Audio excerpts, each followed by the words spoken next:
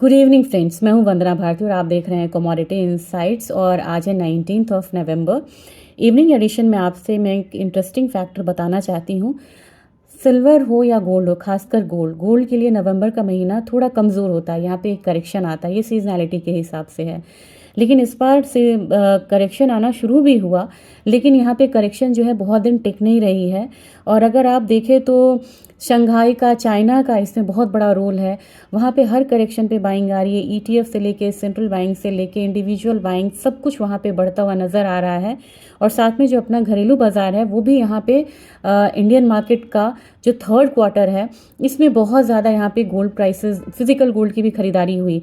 कारण ये था कि पहला जो 2 क्वार्टर था उसमें एक हम शॉक में थे और हमें लग रहा था कि इतनी बड़ी तेज़ी आई है गोल्ड और सिल्वर में, एक करेक्शन बनता। और उस रैली को हम कहीं ना कहीं जो कुछ तबका था, हमारा बड़ा तबका, वो उसको स्पेकुलेटिव मान रहा था कि ये स्पेकुलेटिव है और यहाँ से नीचे आएगी।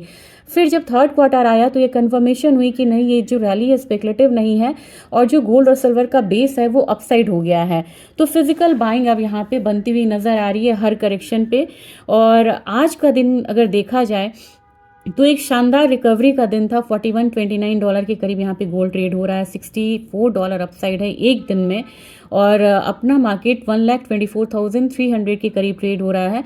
मैंने बोला कि 1,25,000 एक इमीडिएट यहाँ पे रेजिस्टेंस होगा। अगर इसको क्रॉस करती है तो 1,27,000, 28,000 आपको मान के चलना होगा। लेकिन यहाँ से मैं 1,32 1,35 फिलहाल बोल भी नहीं रही हूँ, क्योंकि मुझे लग रहा है कि अगेन यहाँ पे $42 से लेके $200 से लेके $42.50। याद करिए, लास्ट टाइम ही मैंने आपको $42.50 बोला था, एग्जैक्ट वहीं से मार्केट वापस आई थी।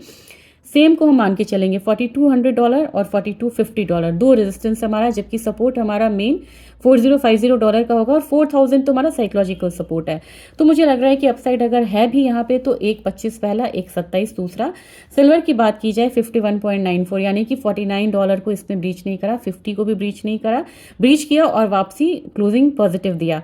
तो मेरे ख्याल से अब यहाँ पे $54 मान के चलिए, क्योंकि लोग बोल रहे हैं $55 कब आएगा, लेकिन एक साइकोलॉजिकल लेवल से पहले ना मार्केट थमती है। तो $54 को ही लेके यहाँ पे हम चलेंगे। और हमारा बाजार 1,58,200 के करीब ट्रेड हो रहा है। यहाँ पे मैंने आपको कहा था कि 1,62 1,65 1.62 लाख और 1.65 लाख का एक यहाँ पे रेजिस्टेंस रहेगा, जबकि हमारा सपोर्ट अभी 1,51,000 52,000 पे बना रहेगा। बायस अभी भी अपसाइड का है। एनजी में मैंने आज कहा था कि अच्छी रिकवरी आएगी, वो रिकवरी आ चुकी है। होप सो जो लोग ट्रैप होंगे उनके पोजीशंस यहाँ पे निकल गए होंगे। आपको ज़रूर निकालना चाहिए, आपको ग्रीड में नहीं आना चाहिए कि अभी तो फंसे हुए थे। हम सोचते हैं ना कि एक बार ही पोजीशन आ जाए हम ज़रूर एग्जिट करेंगे, और जब हमारा फेवरेबल पोजीशन आ जाता है, हमारा फेवर में आ जाता है, तो हम प्रॉफिट की इच्छा रखते हैं। मुझे लग रहा है कि आप लोगों को निकलना चाहिए, बहुत ज़्यादा रिस्की ट्रेड नहीं करना चाहिए। मैक्सिमम यहाँ पे 415 का लेवल दिख सकता है, लेकिन आपको सेफली निकलना भी चाहिए। क्रूड ऑयल के बारे में मैंने आपसे कहा था कि इन्वेंट्री यहाँ पे बढ़ी हुई है एपीआई, और क्रूड की इन्वेंट्री एक्चुअल आनी है, अभी 9 बजे आएगी, थोड़ी देर में आएगी। तो इससे पहले मार्केट ने रिएक्ट कर दिया है, 2.63% डाउन है हमारा मार्केट में 52.20। अगर आप मॉर्निंग का वीडियो आप रेफर करेंगे, मैंने 52.20 ही आपको बोला था, 52.19 आ गया है। और करेक्शन यहाँ पे डीप हो सकता है थोड़ा बहुत। और एक लक्ष्मण रेखा है इसमें 5127 का, अगर उसको ब्रीच करता है तो क्रूड फिर आपको 4800 भी आ सकता है। इस बात का आपको ध्यान में रखना होगा। जिंक 303 आया, 264 आया, एल्यूमिनियम और कॉपर आया 1002। आप कहेंगे कि ऐसा क्या, मतलब कि डेटा आ गया कि जो निगेटिव आप बोल रहे थे वो पॉजिटिव आया है?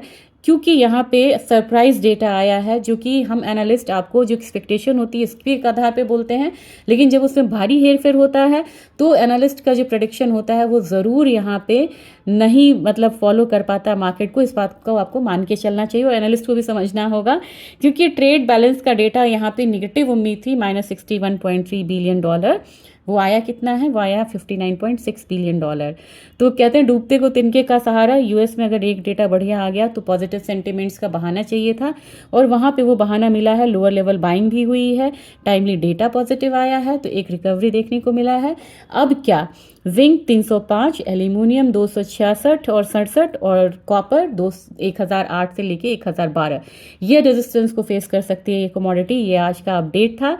ज़्यादा नहीं बोलूँगी। और एनवीडिया की रिज़ल्ट अभी भी अपडेट नहीं हुआ है, उस पे आप खुद ध्यान रखिएगा। अगर एनवीडिया बहुत अच्छा आता है तो देखते हैं कल की मार्केट में गोल्ड ठहरता है या रुकता है, और सिल्वर की तेज़ी और बढ़ती है या नहीं, क्योंकि ये एआई कंपनी है और सिल्वर एआई पॉजिटिवली कोरिलेटेड है। Thank you.